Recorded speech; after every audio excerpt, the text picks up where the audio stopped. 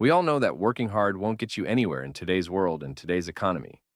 These modern employers and corporations pay such dog shit wages that no matter how hard you work, you can never save up or build anything for yourself. In fact, the harder you work, the more your work related expenses such as car payments, gas, certifications, and degrees pile up. This results in what I call the work for nothing paradox, where the harder you work, the worse off you become. By the way, this ended up being my second most popular video of all time, so clearly a lot of you have also experienced the same frustrations with working and heavily resonated with this message. This did, however, lead me to wonder if the opposite is also true. If working hard gets you absolutely nothing these days, would this also mean that working less would help you achieve more? Well, possibly. Very possibly. Working less and eventually getting to a point where you don't have to work at all can absolutely help you achieve more. But there's a major caveat to this. You have to manage all of your resources wisely. Delusional boomers who still think hard work pays off are stuck in this mindset because they have a very narrow-minded and myopic view of reality. They view money as the only resource in this life and this world, and as a result, they're willing to sacrifice anything for more money. This includes far more valuable resources such as your time, your health, and your energy. We can visualize this as putting skill points into an RPG character. Let's say you have 10 points to allocate into 4 different resources: money, time, health, and energy. Society wants to push you into literally allocating all 10 points into the money attribute. This is why they're constantly trying to pressure and shame you into working. This is obviously already super fucked up from a moral standpoint because, as human beings, we're worth more than just our jobs and how much money we can pump into the GDP. But even from a practical standpoint, it's completely counterproductive. Allocating all your attribute points into one resource doesn't even help you with that resource itself in the long term. If you've ever played an RPG, you know exactly what I mean. For example, if you completely max out your attack damage at the expense of everything else, you can't even ever get in position to utilize your superior attack damage. You don't have any mobility to get in range in the first place. And even if you somehow do, you just die in one hit before you can ever even get an attack off. This is exactly what happens when you put all your attributes into trying to make money. Not only do you sacrifice all your time, health, and energy, you end up not even making that much money itself. You spend all your time working for an hourly wage that doesn't even pay for the costs of the job itself. You never have any time to start your own business, pursue your own dreams, or learn your own side hustle. Your mental and physical health decline as you suffer from the many symptoms of work-related stress. And just like how you die in one hit when you only max out your attack, you lose all your money in one hit when you inevitably run into a major health issue from overworking yourself. So, obviously, this isn't the way to go, despite what society tells you. But what's the alternative? So let's say you're a young guy, living with your parents who can't find a job and is being relentlessly criticized for being lazy. You're not really doing much right now, but this can actually be used to your advantage if you know how to manage your other resources wisely. As the title of the video goes, this is how you can achieve more by not working. The general idea here is that, unlike when you're trapped in a 9 to 5 and you're forced to allocate all your attribute points into money, you now have the flexibility to maximize all your other attributes. For example, you now have the time to go for a jog and do a quick workout every morning to enhance your health and energy. Instead of being stuck working in a commercial area where lunch breaks at restaurants are bound to be expensive, you can learn to cook some of the cheap, delicious dollar meals I talked about in previous videos and save a ton of money this way. Congratulations! You've now successfully leveled up in every attribute across the board. Getting your health and energy levels on point is so crucial, and it's something you'll never have time for if you work a 9 to 5. But eventually, you will have to level up your money attribute as well. A lot of you either cannot or don't want to just live with your parents forever. Thankfully, because you're healthy, energetic, and you have a lot of time on your hands, you have a lot more options now when it comes to building an actual meaningful income. Now, don't worry, I'm not about to tell you about get-rich-quick schemes like crypto or trying to sell you a course. I'm not going to tell you to just be a YouTuber or influencer because everyone already knows about that, and you don't need my advice if that's what you want to pursue. There are a lot of simple online side hustles you can do these days to start building some sustainable savings. For example, you can do freelance work, typing in captions for videos on rev.com. If you're a native or even just a fluent English speaker, there's a ton of apps where you can apply to be a tutor and make from $10 to $30 an hour. I actually personally did this to fund my own travels and job-free existence. In fact, I just learned today that you can make a decent amount by just playing old-school RuneScape, leveling up your character, farming for gold, and selling it to third-party vendors. These are all things that, unlike working a normal job, there's no barrier to entry, no initial overhead costs, and no crippling time constraints. None of these are insane, unrealistic promises of get-rich-quick schemes. They're all practical things that pretty much anyone can do. So, as you can see, when you work less, you actually even end up better off financially than if you were to work. Which is ironic because the main point of working is to make money. Now, wait a second. Did you just say these online side hustles can make you more money than working a normal 9 to 5? Absolutely. You just have to look at it from a more nuanced perspective. You see, with these online side hustles, it's very possible and realistic to get to a point where you're making around $1,000 a month. Now, when you compare this to, let's say, a $12 an hour job where you'd get around $2,000 a month, it seems on the surface level that the 9 to 5 is superior as it pays twice as much. But if you've ever worked a 9 to 5, especially in America, you know that this is far from the full story. You see, having a job in and of itself isn't free.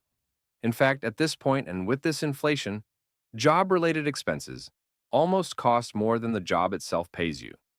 This is a term we've started to call paying to work here on this channel. When you have to work, you have to pay for a car and gas to get to work. You have to pay for a more expensive apartment in the city center. You have to pay for work uniforms and expensive lunches near your workplace. Companies absolutely should pay for all these things as their work-related expenses. But as we all know, they're way too big of a jackass too. Now, on the other hand, if you just do these low-effort online side hustles, there pretty much aren't really any job-related expenses other than maybe $50 for internet and a one-time $500 or so purchase of a decent computer, which most of you probably already have anyways. This means that pretty much every dollar you make can be saved to build something for your future. Whether you want to invest or start your own business, you now have some actual savings to work with. So, as you can see once again, by working less, you actually achieve more. Not only do you greatly improve every aspect of your life outside of money, you even improve your financial situation itself, which is supposed to be the main benefit of working. Now, to take this even a step further, the other insane cheat code that happens when you stop working is that you unlock the ability to separate your work from your physical location. I first noticed this when I was doing my English tutoring gig online. On paper, the $10 per hour I made teaching English online was the exact same $10 per hour that I made as a waiter for my first job out of high school. But in reality, it wasn't even close to the same, because the online tutoring gig allowed me to work from a cheap hostel in Eastern Europe, while the $10 per hour waiter job forced me to stay in America, paying absurd American rent, car, and gas prices. You know how corporations screwed us over with globalization and hiring cheap illegal migrant labor to replace us? Think of this as just playing the opposite side of the globalization coin and using it to your advantage instead. As you see once again, you achieve more by working less. Now, so far, we've only talked about the short-term, immediate benefits of not working. But when it comes to the long-term future outlook, the effects become even more pronounced. A common criticism I receive to this type of advice is, well, it may work for the short term, but it's not a long-term solution. You can't just teach English online and volunteer in hostels forever. First of all, there's no long-term future when it comes to being a wage slave either. We've all by now seen through the lies of the American dream illusion they've tried to sell us since grade school.